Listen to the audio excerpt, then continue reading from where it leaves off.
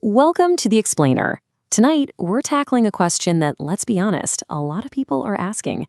Can cannabis actually help you get a good night's sleep? The answer is, well, it's a little complicated. So we dug into the science to get you the real story. Let's get into it. Oh, we've all been there, right? It's the middle of the night, your brain is going a million miles an hour, and sleep just feels impossible. So many of us are struggling with this, and in that search for some decent shut-eye, a whole lot of people are turning to a pretty surprising solution. And when I say a whole lot of people, I mean a lot. Get this. A recent survey from the Sleep Foundation found that about 3/4 of men and almost 2/3 of women have actually tried cannabis to help them sleep. So if you've been curious, you are definitely not the only one. Okay, so how is a plant supposed to make us sleepy anyway? The magic, or, the science, is all about how it talks to our body's own internal systems. It's kind of complex, but we're going to break it down real simple for you. So, inside your body, you've got this amazing thing called the endocannabinoid system, or ECS for short. Just think of it like your body's master balancer. It helps control your mood, your appetite, and, your sleep. The stuff in cannabis can chat with this system, helping to boost a sleepy chemical called adenosine and kind of telling the wake-up part of your brain to just chill out. It's like turning down the volume on all that brain chatter. Now, you've probably heard about the two big players here, THC and CBD. And this is super important. They do totally different things. THC is the part that's psychoactive. It's what gives you the high and can make you feel sleepy. CBD, on the other hand, doesn't do that at all. It's more about tackling things like anxiety that might be keeping you awake in the first place. But okay, let's hit pause for a quick reality check. While a ton of people say it works for them, the official science is still playing catch-up.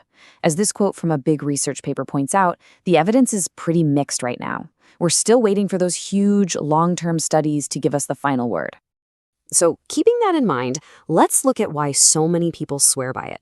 What are the potential upsides? What are the dreamy benefits we're all hoping for?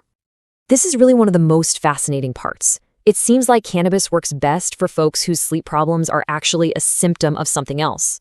So if you've got chronic pain, PTSD, or really bad anxiety, it might not be a direct sleeping pill, but by easing that main problem, sleep can finally come a little easier.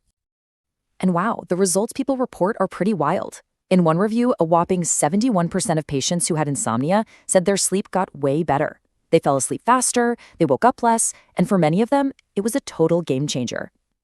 All right, but you can't have the good without talking about the bad. We've got to look at both sides of the coin here. It's not all sweet dreams, and to get the full picture, we need to talk about the risks. One of the biggest things researchers are looking at is that THC can actually cut down on your REM sleep. That's your dream sleep. It's super important for processing emotions and locking in memories. We don't fully know what getting less REM sleep means long-term, but it's definitely something to be aware of. And just like with pretty much any sleep aid you use all the time, there's a real risk your body just gets used to it. That can lead to dependence, where you need more and more to get the same effect. And if you stop, you might get something called rebound insomnia, where your sleep is even worse than when you started. Yikes. And then there's the next morning, the dreaded hangover effect. A lot of people, especially with THC, report feeling kind of groggy or mentally foggy the day after. And that can mess with your attention, your memory, even your reaction time. So that's a really big deal to think about. So, if you're thinking about trying this, how can you be smart about it? Let's switch gears from the what to the how and run through a quick, practical safety checklist. Here are the 4 golden rules according to the experts. 1, and this is non-negotiable, talk to a doctor. Seriously. 2, you've heard it before, but it's the absolute mantra. Start low and go slow. 3, know what you're taking and choose your product wisely. And 4, try your best to avoid using it every single day to lower that risk of dependence. When you start looking into products, you're going to hear 2 words over and over, indica and sativa. The general idea is that indica is in the couch, it's calming and relaxing. Sativa is supposed to be more stimulating. But, and this is a big but, everyone reacts differently. So think of these as guidelines, not guarantees. Timing is also absolutely critical. If you inhale something, you'll feel it in minutes. But if you take an edible, it has to go through your whole digestive system, which could take 30 minutes, an hour, sometimes even longer. Knowing this is key so you don't accidentally feel the effects kicking in when your alarm is about to go off. Now, before we finish up, we have to talk about this. Most sleep experts will tell you that the absolute best, most proven treatment for long-term insomnia isn't a substance at all. It's a type of therapy called CBTI, which basically helps you retrain your brain and fix the habits and thoughts that are messing up your sleep in the first place. It gets to the root cause. So, what's the final verdict on cannabis and sleep?